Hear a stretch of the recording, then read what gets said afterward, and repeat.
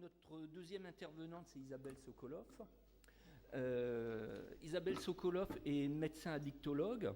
Elle exerce actuellement à l'hôpital Sainte-Anne à Paris et elle est médecin alcoologue depuis 30 ans aussi.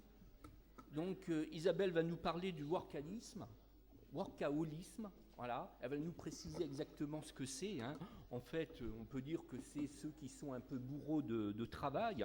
Hein. Donc, et à travers de cela, ça désigne aussi toute personne qui développe une forme de dépendance au travail. La première question pour lancer son intervention sera, au-delà des constats, quels sont les signes qui doivent alerter pour reconnaître une personne en danger, et notamment par rapport au sujet qui nous concerne aujourd'hui.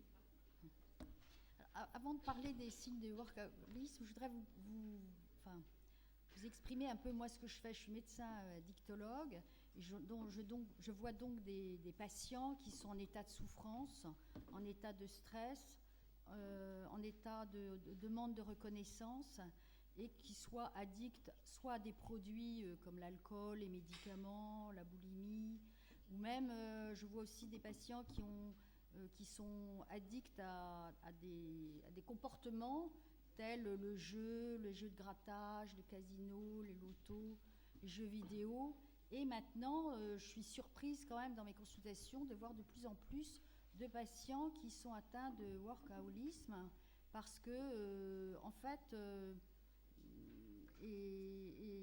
leur état de souffrance et leur état de maladie est presque aussi grave que dans les autres dépendances. Il faut aussi ajouter, à mon avis, que quelquefois, les personnes passent d'une dépendance à l'autre. Ou alors, quelquefois, c'est aussi associé. Donc, les signes de workaholisme, eh bien, qu'est-ce que c'est ? C'est le fait d'être atteint d'une perte de contrôle du travail, quoi. C'est des gens qui sont des bourreaux du travail, qui ne pensent qu'à travailler. Alors au départ, ils ne se rendent pas compte que c'est un problème. Ils restent d'ailleurs très souvent dans le déni. Ils ont envie de travailler, ils sont passionnés par ce qu'ils font, ils anticipent, ils organisent, ils sont très très disponibles. Et peu à peu, ils vont peut-être par goût de la performance, par joie du travail, vont commencer à s'épuiser professionnellement et prendre tout leur temps, hein, comme toutes les addictions, c'est une perte de contrôle, et ils vont donc prendre tout leur temps pour leur travail, et ils vont travailler du matin au soir, et non seulement ils travaillent à leur bureau, mais ils apportent chez eux leur ordinateur, leur téléphone portable, donc ils n'ont plus de temps pour se réconforter, pour récupérer. Et donc, ils arrivent dans des états de souffrance, ils deviennent très souvent irritables, quelquefois agressifs, et donc la famille, quelquefois s'inquiète, s'inquiète, soit elle-même elle est malheureuse, elle propose souvent la famille propose un traitement, propose que la personne se soigne, mais la personne qui est dans le workaholisme, très souvent, reste dans le déni. Mais non, j'ai besoin de travailler, je veux travailler, et plus il travaille, plus il s'épuise, et donc il peut quelquefois faire des erreurs, commencer à avoir des troubles de mémoire, faire des erreurs, et donc c'est un train fou, quoi. Il rentre dans un train fou, et comme dans ce train fou, il s'isole de plus en plus, et s'il n'est pas aidé, ou si quelqu'un de l'entourage ne peut pas exprimer son inquiétude, alors je pense que l'entourage, heureusement, là, comme dans les syndicats, dans le milieu professionnel, c'est vraiment l'endroit le plus important ou le plus intéressant pour signaler à la personne, bon voilà, tu es en train de déraper, tu travailles trop, tu es angoissé, donc qu'est-ce qu'on peut faire ? Donc je pense que le milieu professionnel ou le milieu familial, l'entourage, est quelquefois le milieu le plus proche faire voir le problème. Justement, par rapport à ce que vous dites, est-ce qu'il y a des milieux professionnels où on rencontre davantage ce type de difficultés, hein, parmi les gens qui consultent? Alors, je crois que tous les milieux professionnels sont touchés, en fait.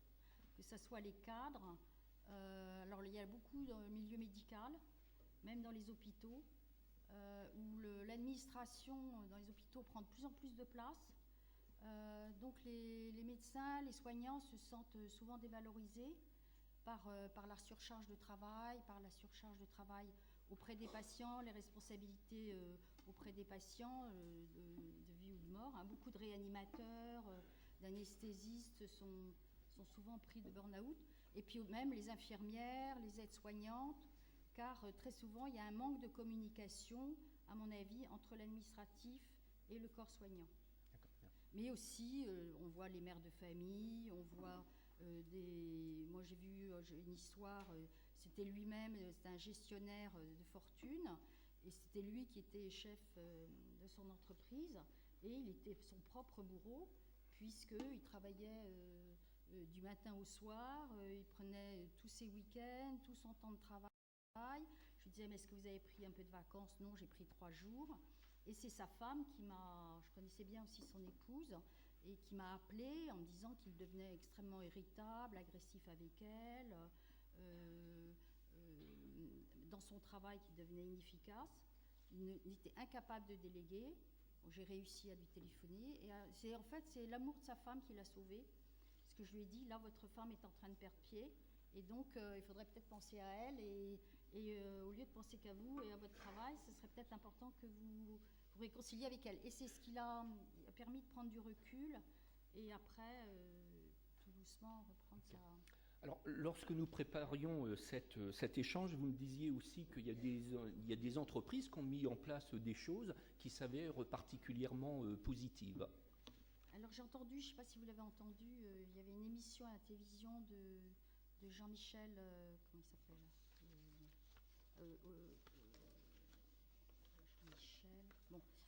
de l'entreprise Lotus qui a proposé en fait tout un changement dans son entreprise et en particulier de prendre d'abord des professionnels.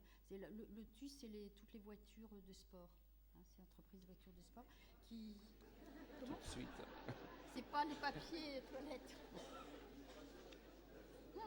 Merci de la précision. Et donc, il a proposé en particulier de rétablir la communication entre, que ce soit une communication horizontale ou verticale dans l'entreprise, une meilleure concertation entre tous les directeurs, les ouvriers, enfin que ce soit donc vertical ou horizontal, et un nouveau dynamisme, des nouveaux projets, rétablir l'enthousiasme entre tous les salariés et les personnels de l'entreprise. Et donc c'est dans un but de communication et de rétablir l'espoir et l'enthousiasme de travailler, de redonner un sens au travail, parce que je pense que c'est ça qui est important. Quand nous travaillons, c'est de trouver un sens à notre travail et un plaisir à travailler. Merci Isabelle. J'ajouterai aussi que nous avons mis dans vos pochettes un test que vous nous avez proposé pour un petit peu regarder, calculer chacun son addiction au travail, que vous pourrez faire bien sûr suite à ce colloque. Merci Isabelle pour cette intervention.